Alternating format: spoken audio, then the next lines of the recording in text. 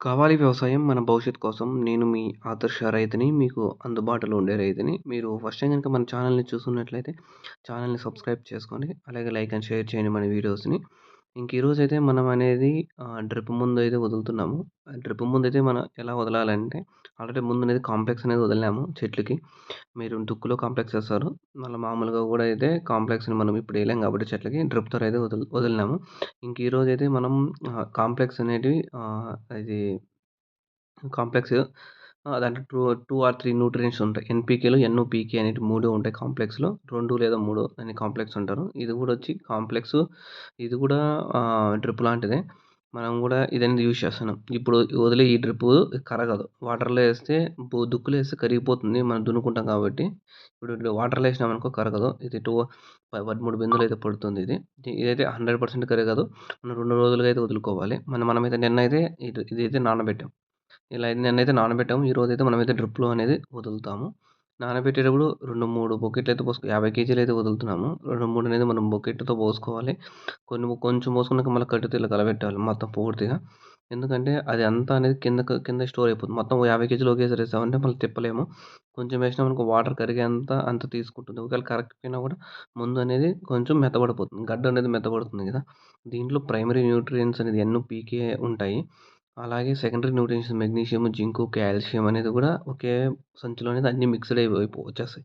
ఈ చెట్టు గ్రోతింగ్‌కి ఎన్-పీ-కే చెట్టు గ్రోతింగ్‌కి ఫాస్ఫరస్ అవసరము. లాస్ట్‌లో కాయ సైజ్‌కి కాల్షియం అవసరం.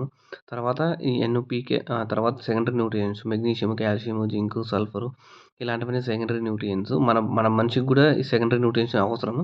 తర్వాత జింక్ లోపము, మీకు అప్పుడు ఐరన్ లోపం అలాంటివి ఉంటాయి కొంతమందికి. ఇలా చెట్లకు కూడా లోపాలుంటాయి.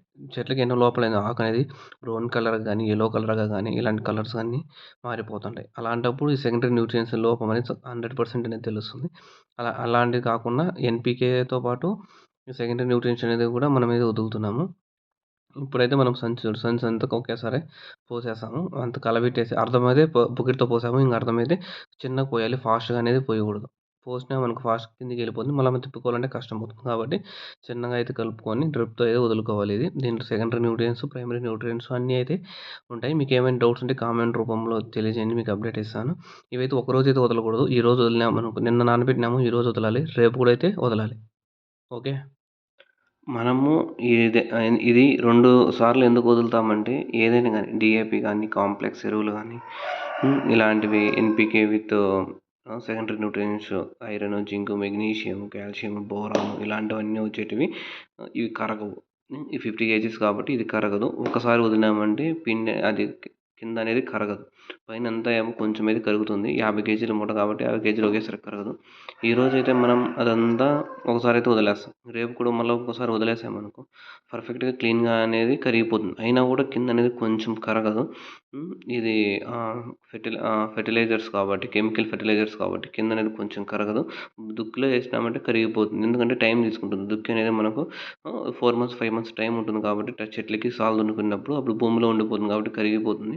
డ్రిప్‌లో వదిలితే మాత్రం కరగదు. కరగనందుకోసం మనమైతే 2 టైమ్స్ అయితే వదులుతాము. ఈ న్యూట్రిషన్స్ వల్ల ఏం లాభం అంటే ఎన్‌పీకేతో పాటు సెకండరీ న్యూట్రిషన్స్ వల్ల మీ ఆకుకు లోపాలు ఏంటివన్నా గానీ ఆకు పసుపచ్చ గానీ, బ్రౌన్ కలర్‌గా కావడం గానీ, ఎర్రగా కావడం గానీ అలాంటివి ఉన్నాయనుకో ఈ సెకండరీ న్యూట్రియంట్సే iron, zinc, calcium, boron, sulphur ఇలాంటివి లాస్ అయితేనే అలాంటి రోగాలనేటివి ఆకులకనేది తగ్గిపోతుంది. ఓకే. దీనివల్ల ఇంకేమైనా డౌట్స్ ఉంటే కామెంట్ రూపంలో తెలియజేయండి. నేను మీ ఆదర్శ రైతుని. మీకు అందుబాటులో ఉండే రైతుని.